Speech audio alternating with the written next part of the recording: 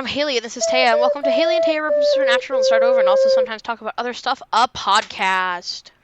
Also known as HATRUSA, and this The week podcast? Huh? It's a podcast, right? Yeah. Okay. Also known as HATRUSA, and this week we are talking about Season 3, Episode 5, Bedtime Stories. It originally aired on November 1st, 2007, and was written by Catherine Humphris, who wrote Dead Man's Blood, The Usual Suspects, and Bored Under a Bad Sign, which I feel like were all mediocre to bad. Yeah. I think you might have... Wait. Name them again. Dead Man's Blood, we didn't like that one. That's a 1. The Usual Suspects, which 7. I think you liked because it ended up... I think that one ended up being a woman in a basement. Like, they found a body in a basement. Oh, okay. And there was the necklace thing. I think you rated it high for that. And then Born Under a Bad Sign. That one? Born Under a Bad Sign, that one's a 6. So, bad and then middle. Yeah. So, yeah, that's fine. I just want to point out the fact that that was the first time I have said our intro without looking at my notes, because I didn't feel like getting my notebook out. And I did a pretty good job until I questioned myself. Yeah. So, yeah, you did good. I'm cool. Thank you. Cool. I think we can pop right into the summary, yeah? Yeah. I actually, wrote one this time. I mean, I know I have been. I'm so proud of but, you. But, this one's, pretty long. It's full, I think. So, folks, on today's episode, it starts with 3 men arguing about constructing a house. There's some noises, and then a creature. 2 of them get attacked and killed, and the 3rd gets attacked before we cut to the Impala, where Dean and Sam are having an argument about who's going to die first or whatever. There's a lot of screaming, and Dean isn't looking at the road the whole time. At the end of the argument, Sam explains that they're on their way to a case. What? No, just the not looking thing. Oh, yeah, okay. On the way to a case. They go to visit the surviving man, whose name is Kyle, and Kyle mistakes them as sketch artists. Dean says, yeah, this guy is great with a pen, to Sam. About Sam. And he sure is. They ask questions to lead to a very poorly crafted sketch, which is their way of asking questions without being suspect. And then they leave, and Sam is embarrassed, and Dean tells him that they're going to frame the drawing or whatever. Hansel and Gretel then happens. A couple is lost in the woods, and they come across an old lady's house, eat a pie with her, and then get killed by the old lady. The girl survives for long enough for Sam to have a conversation with her, find out she saw a little girl at the scene, and figure out what's going on. These are fairy tales come to life in a bad way. He tells Dean, who thinks he is full of baloney, until they come across a house with mice and a pumpkin out front, go inside, and learn that the girl was abused and shackled by her stepmother. Dean sees the girl, and she disappears, but leaves an apple behind. We learn that the doctor from earlier has a daughter who is comatose and has been since she was 8 years old. She swallowed a bleach as a child, and he never learned why or how. Answer: she was poisoned by her stepmother, who we learn died last year. Another victim shows up, an old woman who was attacked in her car by a guy. And now her granddaughter, who is wearing a red hood, is missing. 3 little pigs, Hansel and Gretel, Cinderella, Snow White, and Little Red Riding Hood. That's too much for me, man. Sam goes to the doctor to convince him to let Callie go, while Dean fights the wolf to save the little girl. He does. The doctor lets Callie go and learns from her spirit that she was poisoned by her now-dead stepmother. Dean tells Sam that he needs to let him go. At night, Sam sneaks out and goes to summon the Crossroads demon, who he kills after she tells him that she can't break Dean's deal. Sam Winchester is a hard-ass now. That's my summary. Cool. Yeah. Good job. Yeah, so our death count for today is 8.5? Question mark? I know we talk about it a lot, but the vessel is, sometimes they count the vessel deaths, but then sometimes they don't. This is one of those times when they do. So what I've written is 6 on-screen deaths, 2 are mentioned, and 1 is on the fence. The on the fence one is the fact that the vessel is dead.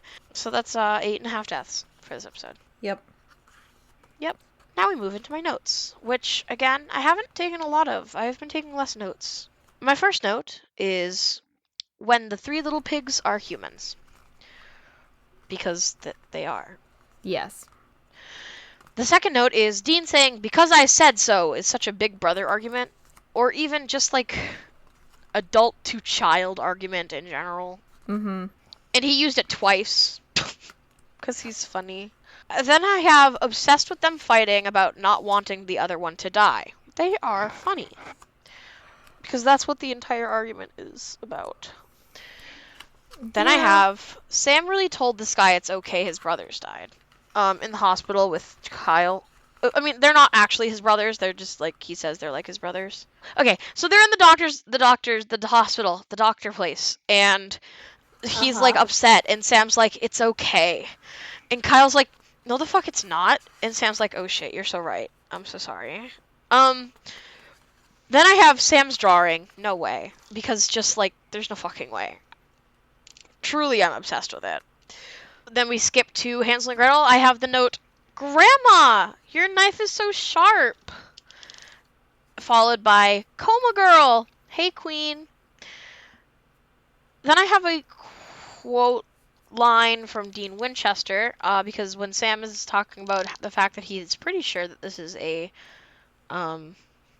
fairy tale thing, Dean says, you think about fairy tales often? And it was like such a weird line. Like, Dean, what do you... But don't worry, we're not done.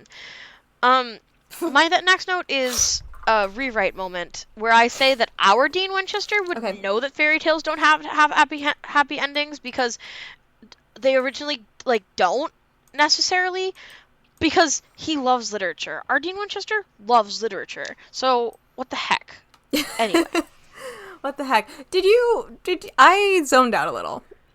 Did you mention his homophobic moment? No, that's next. Okay. So my next note is Dean Winchester homophobia moments.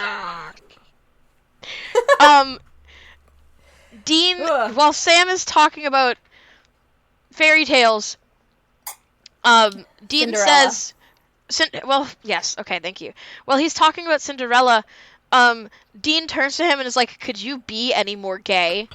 And then says, don't answer that. And I was like, okay, Dean Winchester homophobia moments. Wow, going off right now. I know, this was written in 2007, but at the same time, it was written in 2007. Yeah. Come on, guys. Guys, do better. Dean Winchester, it was so unnecessary, because, I won't say this show has been good about, gay characters, but usually they're not outright being like, oh, you're so gay, you know? Yeah. It was just like, oh. Gay. Okay. Usually he says something like, don't be such a girl. Usually it leans more towards sexism than homophobia. Right. You know? So I think that's why it caught me off guard. Yeah. Because it was just like, oh, here's right. how this line could have been funny. I think that if Sam actually was gay, it might have been, a little bit funny. See, that's the thing. It depends entirely, because, the thing is, if, my friends, if it was, between, gay people, it's kind of a joke. It's between two straight men, and it's not a joke, you know? Yeah. It's not a joke, it's just an insult. Correct. So, very funny. Just kidding, it's not. Dean Winchester, talk less about porn, please. Please. I just wish that he wouldn't do that. I wish he would, honest? One, not talk about porn, and two, not tell me details. Yeah, don't... Dean, I don't want to know that you watch fairy tale themed porn. I think that's weirder than Sam thinking about fairy tales. You're strange, Dean Winchester. You're strange. Just uncomfortable. I just don't I know part of that is just I don't like it, but it's because it just brings me back to the Jin episode where you're like, who is this girl? And then it's like, oh, she was in a sexy magazine. Right. And you're just like, oh. I don't like the way that he relates to the world being so much so related to porn, and you could make it like some kind of like commentary on his character, but it's not. I'm not gonna give Supernatural that credit and saying it's some kind of commentary on his like lack of like substantial relationships with other people, let alone women, because that's not what Supernatural is. They just think it's funny to have Dean really like porn. I think if there's any commentary, I think it's in the fact like that he is, and I mean it's something that the show's talked when in the Seven Deadly Sins episode, he is like very overindulgent in things like alcohol and sex and stuff, to like, you know, cope with whatever hole is in his heart. Sure. But that's about that. Yeah. My next note is this episode is pretty good, but why did she just start killing? Which is something we talked about towards the end of the episode because we were like, hey, did it? No. We don't know. We literally... I don't know. We don't know. We tried to figure it out, and I don't fucking know. And it really, really also, bothers me. I'm still kind of uncertain on whether she was meaning to kill or not. I just, like, I wanted because them to tell me what triggered it. Because, like, I don't think she's trying to get attention. And as a spirit, I don't think she has that much control, and she's still, like, a child. She has not grown since she was 8. Like, physically her body has, but her spirit is stuck at 8. So she doesn't have a way to, like, to communicate other than, okay, her dad is currently reading her fairy tales, and she's reached a point where she can now, like, I wish that... The only thing I can think is that Supernatural eventually will tell you that if a ghost stays around long enough, it will turn evil, basically. It'll become a poltergeist. It'll start acting violently. However, she's technically not dead, which I think is confusing in that aspect, because then, like, yeah, it sucks that she's in this coma and just her dad needs to let her go. But it doesn't, like, she's not a spirit, really. Like, I think they call her one, but she's not technically a spirit, because she's not dead. And she acts like one, too. Because she does the glitchy thing, which is my next note, is love one ghosts do that glitch thing, so funny. So, like, but then... She behaves as a spirit, she behaves as a ghost, but she's not dead. This is a little bit lore library, because, like, it's confusing, because I guess you assume, oh, she's brain dead, but her body's still alive, and I feel like that's inconsistent with other Supernatural lore within the show, but, like, whatever, I don't have time to figure that out, and I don't know if we will. Yeah, but, and it's, I mean, I was gonna say, it's similar to, like, when Dean died in the beginning of of season 2, but, like, wasn't dead, he was, because he wasn't dead when he was doing that, right? He was, like, almost dead. Yeah, he was having some kind of out-of-body experience, and Tessa was trying to convince him to let go. But, like... Right, so I think that the show wants us to just take the fact that it's similar enough. However, I want more. I still want there to be a trigger, because it just sounds like... Because when they say, oh, my wife died last year, you're like, but that doesn't line up, because she only started doing this, like... presumably, like, within the last week, because Sam and Dean visited after the first one, because they assumed it was a werewolf.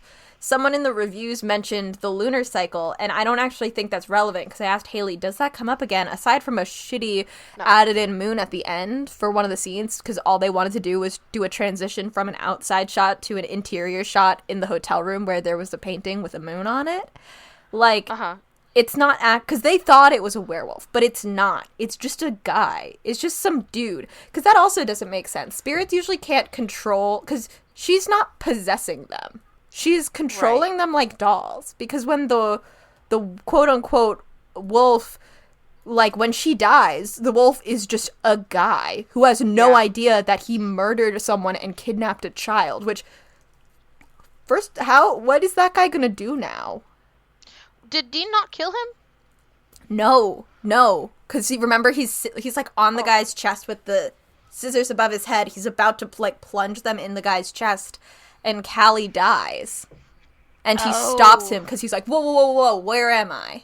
What's happening? I forgot. I don't think Dean kills him. Let me...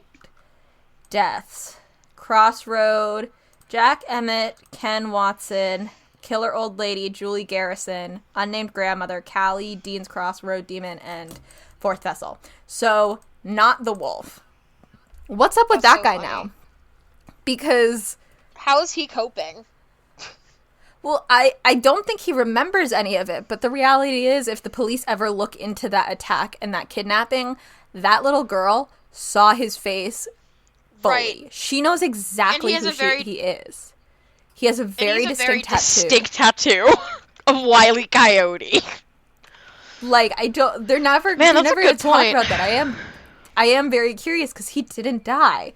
So, like, is it because that guy's life also can be tied back to the murder of the two, I don't know what to call them, little pigs at the beginning. Yeah. Like, are Sam and Dean gonna help out, or is that guy just fucked now? Because it's not his fault that some ghost... That's not the point. My point was ghosts usually can't just control people like dolls. It's one of those things where I don't entirely know what's going on. They didn't give me a specific trigger for why, and that does genuinely bother me. I don't know why she decided now it's like, my dad hasn't moved on. My dad hasn't let go. He won't just let me die. Why now? Mm-hmm. I feel like I needed a reason because they gave me the date that, like, my wife died a year ago. Ish. I was like, is it an anniversary of the wife's death? Is it an anniversary of the poisoning? Like, did something happen, or is it just like but we just arbitrary? Don't know. It feels very arbitrary, and that bothers me. Anyway, continue. So, is not this idiot calling a crossroads demon? Because I totally forgot that happens. Oh my god. And then my last note is, aren't you tired of dealing with that broken psyche of his, which is a quote from the Crossroad Demon, followed by me saying, LMAO. And that's it. Yes, but that's a me thing. I'm tired of dealing with this shit. That's fair. We're not even 50 episodes in. Bro, we really are just here. We're gonna be here until we die. And that's okay. So, Taya, would you like to share your lore library for today? Sure. So I already talked about the spirit stuff, so I'm not going to go into that again because you heard it. I just don't think they really had a clear... I think this one was more about vibes than anything else. I'm going to be honest. Because while the fairy tale concept, like the gimmick of it, is interesting, the reality is it actually has nothing to do with anything. Like, he could have been reading her anything, right? He could have read her anything. Just so happened that this is what triggered it, and maybe that's it, and they just didn't tell us. Maybe in the last week he read her Snow White, and that triggered something, because she was like, that I can relate to, and then tried to use the rest of the stories. Right, maybe he's been getting his way through the fairy tales, and now... In the past 10 years. In the past 10 years, he's never read Snow White to her. Yeah, that's all I've got for that. But I did note, I hope Haley didn't write this down, but in the trivia section, it says that the three brothers at the beginning, the three little pigs, they're like builders in the show. The first is attacked by a stack of pipes representing the straw house. The second is near wood. The third is near cinder blocks. I have issues with saying that the pipes are representative of straw. I get what they're trying to do, and I know there's not a good equivalent in modern building. I think that's dumb. I'm just gonna put it out there. I think, because the whole point is straw is the flimsiest. It's a pipe. First of all, you don't build out of it like that. Second of all, it's a pipe, but that's silly. I was very confused. First of all, I think it's really... Sam makes some ridiculous jumps. He sees a pumpkin, and Dean is like, it's almost Halloween. And Sam is like, but Cinderella. Because he saw a mouse. And, like, he was right. I just think it's silly that he was right. And I love Cinderella. But also, that section, it feels... It brings us to Callie's spirit. It also feels very unnecessary if you're looking at it as a writing thing, because that girl doesn't come up again. Our Cinderella doesn't show up again.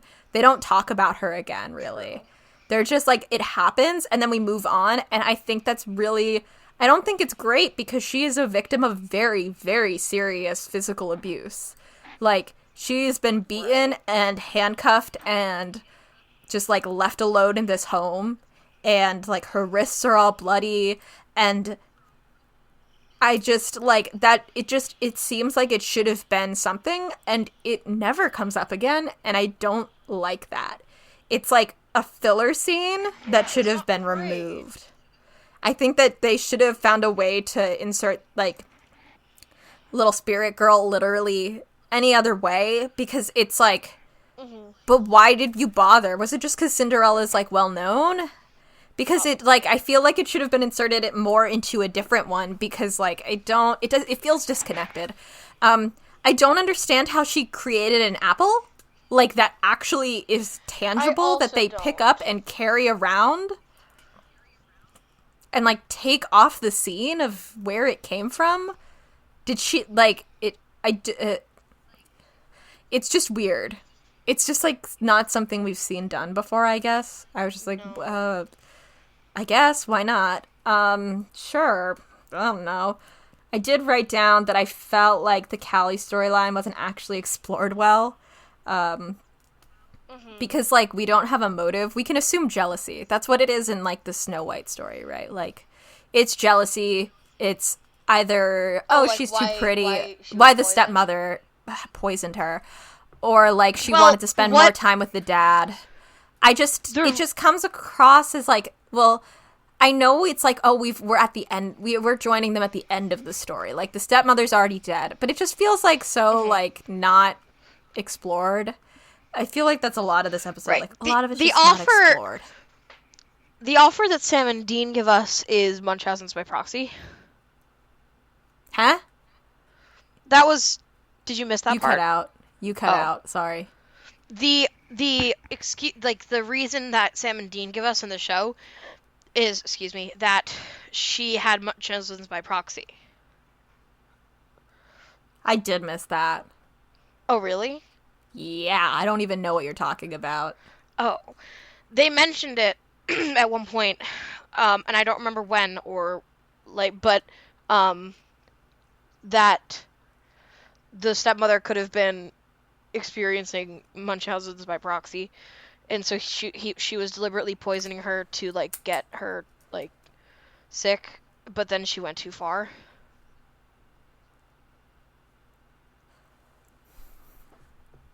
I mean, I guess it's just like, it's like, this is something where we don't solve the mystery. We don't know why anything happened, really. We don't know what triggered the ghost. We don't know why she was poisoned. She just dies and it ends. Right. It's not exactly a satisfying story. No. But that's because Callie wasn't the focus. It's the fact that she was killing, which is baloney. I want to know more. Sure. The only other thing is that somebody in the reviews said that Little Red Riding Hood shouldn't have shown up because it was originally collected by Perrault. That is true, but then it also appears in the Grimm version. They're like, the Grimm brothers have their own version from, I don't know, whenever the fuck they had it. They didn't put a date in my book here. But Perrault published his literary adaptation of Little Red Riding Hood in 1697, but it doesn't end the way the Grimm brothers does. Perrault actually has the Wicked Wolf throwing himself on Little Red Riding Hood and gobbling her up. She does not get saved. I also, like, I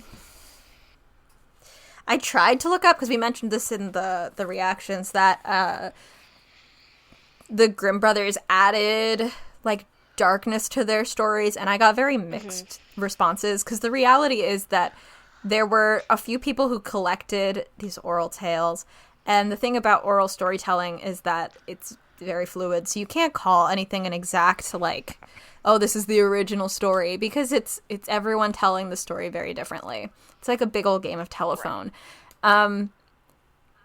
From my quick research, people were arguing a lot about it. It sounds like they might have upped the violence in some stories, but removed more sexual aspects of them.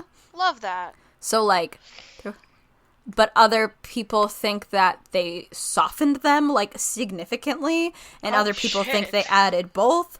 But I think, from what I did a quick look at for, like, at least the Little Red Riding Hood version, it does look like they might have removed some sexual stuff from some versions. Again, this is, like... Girl. Like, when you think of, like, Cinderella, Little Red Riding Hood, even, like, Snow White, but Cinderella and Little Red Riding Hood are, like, two, like, the structure of this story is so, like, people joke about how every culture has its own version of Cinderella, but it's kind of true. So, like, I don't care that Little Red Riding Hood is in this. It's technically in the Grimm collection. It's just a different version of the story. So, yeah. Yeah. Cool. Oh, and Bechdel also test? this doesn't pass the Bechdel test. No. What? Again, there's not two women on screen together. The old lady and the Oh, wait.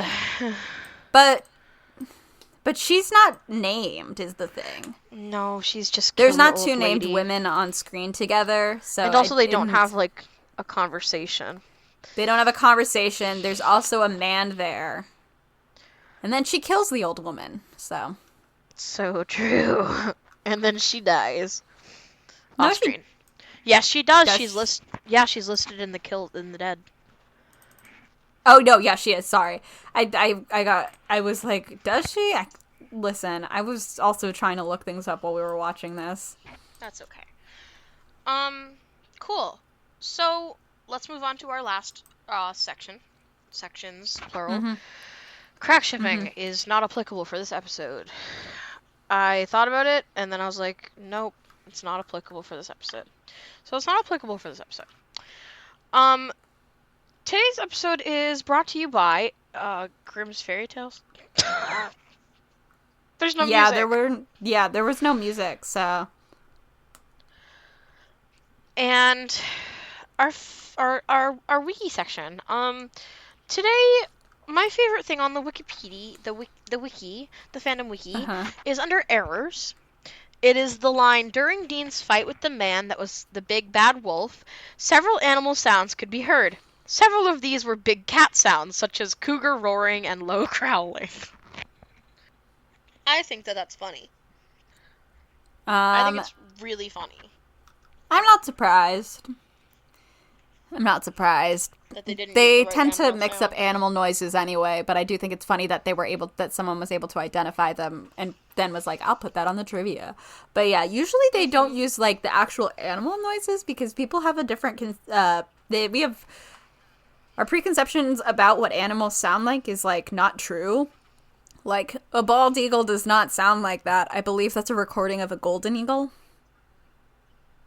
that you hear in like The sound that's like, oh! Yeah, because I remember when I was in elementary school, we had like a bird lady come and she told us that bald eagles sound really pathetic. And the sound is not what people want to hear when they see that animal. Like, that's not what they think of. So they don't use bald eagle sounds. But that's also true for other animals. And in general for sound design, people will just like take random shit and they find a sound they like rather than a sound that's accurate. You know? Yeah. My favorite thing on the wiki is less my favorite thing and more something that for some reason makes me intensely uncomfortable as a person who hates like the concept of like awkwardness. But it's under trivia, and it's the Crossroad Demon was played by Sandra McCoy, who was Jared Padalecki's girlfriend when this episode first aired. I understand that they probably broke up before he started seeing his current wife, because she doesn't even show up for a few seasons. I just like the idea of dating, and I understand Hollywood is like a lot of celebrities or a lot of actors, and like you're all just working together, so you end up dating people you work with. I hate that concept. I could never. I would never want to. Hollywood's a scary fucking place, man. I don't think I would, like, I think I would have to be like, we can never work together. I don't want to risk that. Yeah. Yeah. So, would you like to hear my rating? Yes. Okay. So, my rating for today is 8 unexplained toads out of 10. Oh yeah, I forgot to mention the toad. Yeah, I did too. There was a toad, and Dean said he wasn't going to kiss it. Yeah, there's a toad that shows up 3 times, so it does technically fulfill the rule of 3. So the first 2 times it's no comment, and then the third is when Dean says, like, I'm not going to kiss the toad. And then they talk about Cinderella, and Dean calls Sam gay. But that is very weird, because you think it'll be something, and then it's not, and I guess it's just supposed to be like a red herring, but it ends up feeling weird. Anyway, this episode got an 8.3 out of 10 on IMDb, which is actually, last week, the episode I believe got an 8.2, and you were like, that seems low. So let me check this season, actually, and see what the average is. Not the average, I'm not doing that math. I'm going to go with no, because the first one's an 8.5, then an 8.6 for Kids Are All Right, 9.2 for Bad Day at Black Rock, then Sin City drops down to an 8.2. So it is low, but a lot of this season is in the mid-8s. Oh my god. I just found some things out, and I'm not going to tell you about them. Oh, okay. Just some ratings that are going to surprise and shock you. A lot of people in the IMDb ratings, of the people who wrote ratings, which again is a very small amount of people, this one only has 7. It's people liked it, but they think it's like clunky, like it could have been done better, but they like the concept of it. We got a bunch of 9s. We got a 7 where someone basically just did a summary, so I don't know how they really think. There was a 6 where they think that Sam is getting very brutal, and they find it odd, but they like it. And he scares them sometimes. I know that even the wiki is like, this is Sam's 3rd most brutal act, and I'm like, I guess. I just don't. Maybe it's because I've seen the other seasons, but I'm just like, okay. And like, I don't think it's that bad yet. He's getting closer to where just Dean is at, I think. Sure. And then we got someone who gave it a 3. And that's from June of last year. So that's... Usually you'll see the lowest ones coming from more recent rewatchers or just first-time viewers. So this is from Snowbats, and I think we've mentioned this reviewer before. And they said, good concept, poor execution. Bedtime Stories is probably the worst episode thus far in the show. Well, that's just not right. The real competition is maybe Bugs. Oh my god! Maybe Bugs. Bugs is definitely worse. Okay. I fucking hate Bugs. Bugs is definitely worse. Yeah. The idea of fairy tales that are killing people is actually not half bad, but the thing that really hurts this episode is how dumb the end result is. Unfortunately, the acting from some of the actors is quite terrible, especially the guy who plays the big bad wolf. The only memorable things about this episode are that Ted from Breaking Bad is in it, and at the end of the episode, Sam kills the Crossroads Demon. The scene is iconic, but the one thing alone can't save this episode from being a very lackluster episode. I don't know Breaking Bad, but cool. Cool and neat. I think that this show is funny. I would not have given this episode an 8, but you are the one rating it. So that was the first number in my head, and that's just how I rate things, okay? No, I know. I know you just do like whatever. I rated it an 8 because I remembered it very well, which means that the plot stuck enough that I remembered what was going on. I remembered that there was a coma girl, and I remembered that things were happening because they were what she was being read. I like is it allusions with an A? I like allusions to like stories and stuff, and I think that was kind of fun, even though it was not executed great. And especially in the weight of shit that we've been in, I actively paid attention to this episode, and by the time we were almost done with it, I was like, oh my god, we're almost done with it already? How'd that happen? So that's why I rated it an 8. That's fair. I just think that there was, like, unnecessary stuff and not good enough writing, but it's supernatural, so I'd need to lower my standards anyway. You're so right. But that's okay. Would you like to do our sign-offs? Thank you so much for listening to HATRUSA. You can like, comment, share, subscribe, review, leave a star rating, tell your friends. We are HATRUSA everywhere.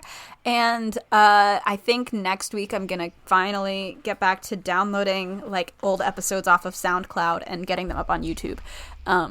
Yes.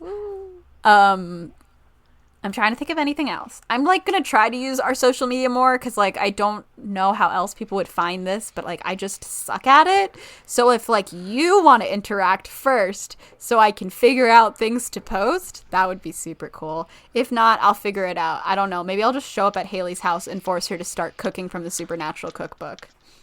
That would be pretty... Listen, if you show up with ingredients, I'll do it. Just you, me, and, a lot. I assume mostly hamburgers and pies. God. I don't know what's in it. I don't. Anyway, yeah, so thank you so much. Just like we really don't advertise this podcast in a way that we should. And we're not if business you think anyone majors. Would like it, definitely let them know. We're not business majors, but also we do a shit job at it. I don't have a better idea of how to... I don't want to, like, go posting too much in supernatural circles because I'm very aware of the fact that this is a super, super critical podcast, and I don't want to go into someone's space and be like, hey, we hate do you want to your listen show. to several hours of us shitting on your favorite TV show? So true. Like, if you think you know someone who would like it, or, like, you're curious about, or, like, is curious about Supernatural but doesn't want to watch it, like, maybe suggest it to them. I just, like, it's kind of a hard show to find who will want to listen to it at the moment. Yeah, you know? That's so true. I'm also going to try to get it up on other podcasting sites, maybe. Because, like, I think, like, there's Anchor and stuff. I'll see if I can figure out how to get that to work. But anyway, I don't need to be talking. Okay. So, hey, Taya. Hey, Haley. Do you think we're going to find out what the fuck is going on with Bella at all next episode? Maybe. I don't think we find out until the end of the season, Haley. So, maybe not. Oh, god damn it. Well, I guess we'll find out next episode. Catch you on the flip side. Catch you on the flip side.